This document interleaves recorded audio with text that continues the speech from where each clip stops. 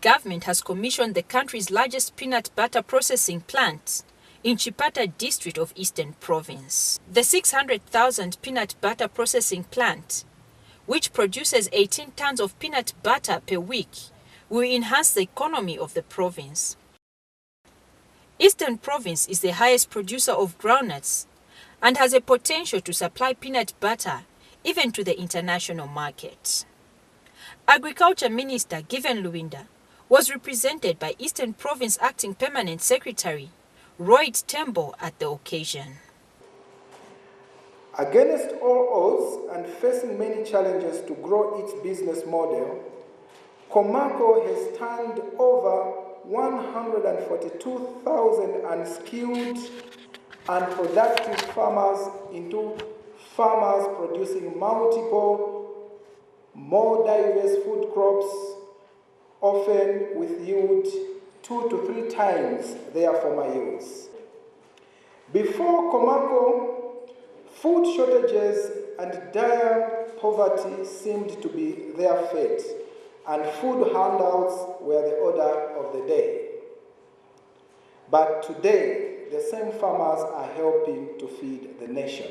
Komako founder and president Dale Lewis observes that through its brand, It's World, Komako has given a rise to an organization of 65 farmer cooperatives producing over 15 value-added products. The It's Wild brand can become a national brand for conservation, a national brand for food security, a national brand for the small-scale farmer, who by honoring the Komako deal can become the largest collective farm in the country. Over 2,400 firearms and over 80,000 snares have been surrendered, handed over voluntarily by poachers turned farmers.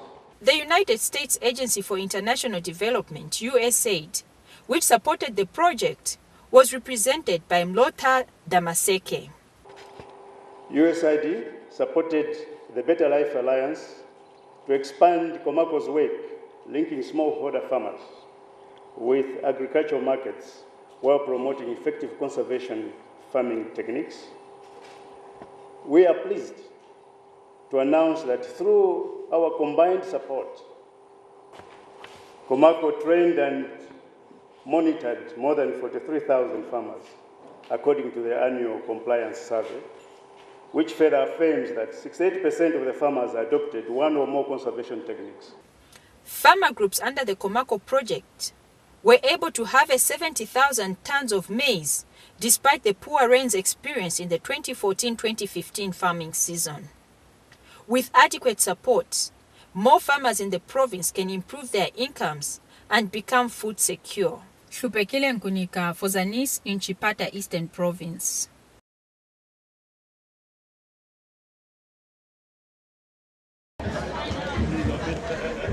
This marks the official opening of the Solwezi City Mall, the first of its kind in Northwestern Province.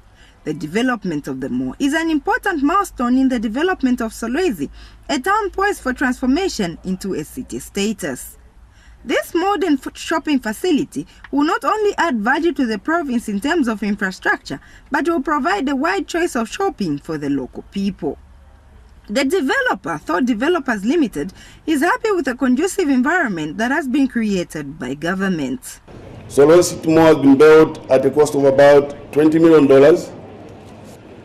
The construction of this project commenced some 13 months ago, and we are proud to state that we have managed to complete the works in the stipulated time frame of about just under 18 months.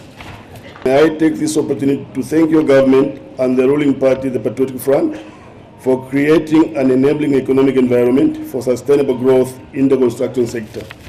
The provincial administration is optimistic that the development of the mall will spur more opportunities for other stakeholders.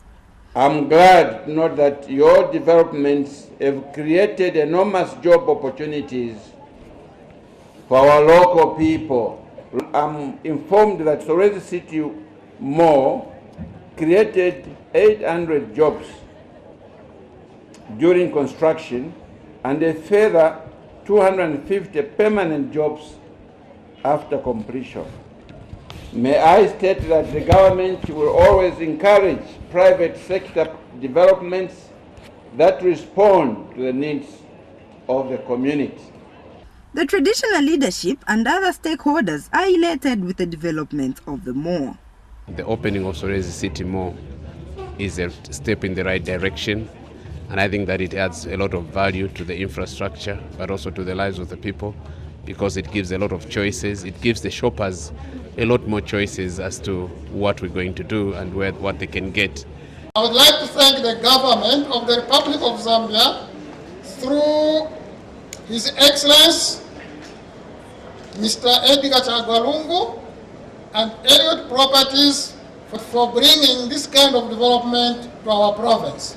This shows the good relationship which exists or which shall continue to exist between us and the investors. The development of the Solwezi City Mall is indeed an important milestone for Solwezi, a town poised for transformation into a city.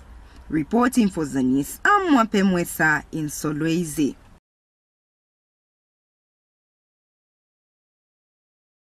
The Lusaka-Chirundu Road is one of the most heavily used roads in Zambia. It is also Zambia's most critical trade route between northern and southern African countries. Most of the country's imports are transported through the Chirundu Road with many trucks carrying heavy goods from neighboring countries. However, the road has seen better days. Over the years, the road has narrowed and has potholes, making it difficult for the road users.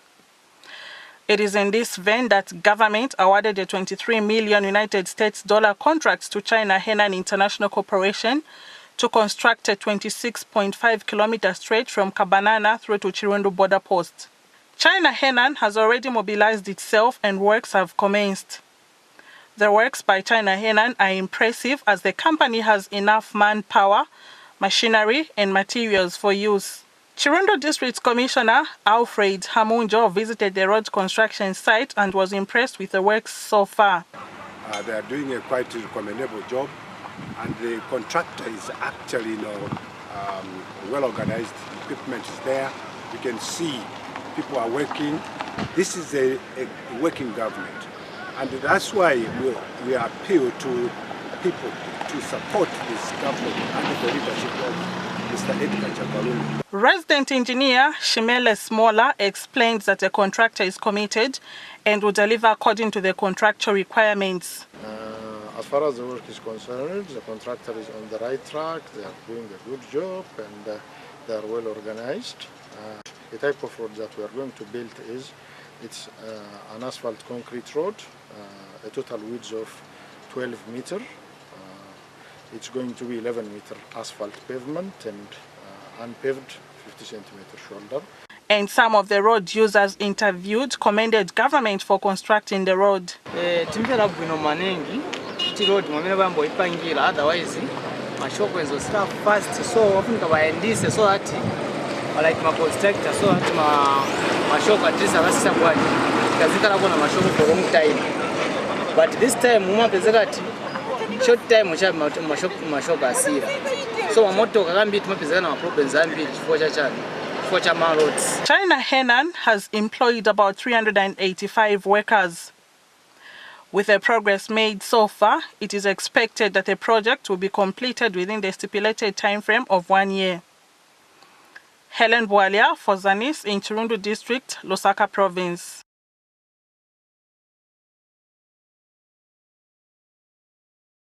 Zambia will on August 11 this year hold general elections to elect the president, members of parliament, mayors and council chairpersons for cities and municipalities and councillors. A constitutional referendum will also be held alongside the general elections with proposals to amend the Bill of Rights and Article 79. With Zambia holding the general election alongside the referendum and coupled with lack of sensitization as to what is contained in the Bill of Rights, the development has brought a lot of anxiety on members of the general public. Even me, I went to school, I'm educated enough, but I don't understand the whole essence of, the chapters and chapters they are giving people.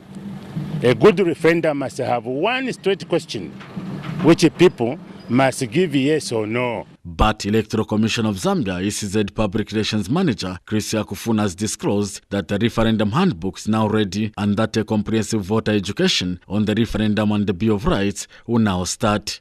The delay in commencing voter education and publicity was basically because the gazetting of the Bill of Rights was only done 2-3 weeks ago.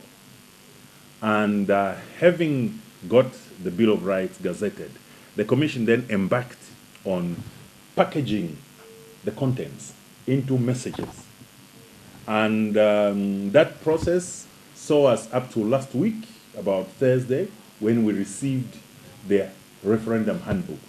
As we speak, we now have a referendum handbook that has been prepared. The ECZ Public Relations Manager since declared that the Commission is ready for the August 11, 2016 general elections and maintained that the voting time for the general elections and the referendum will be from 06 hours to 18 hours voting time. We have maintained the 6 hours to 18 hours voting period because that is, firstly, it's the gazetted time, but secondly,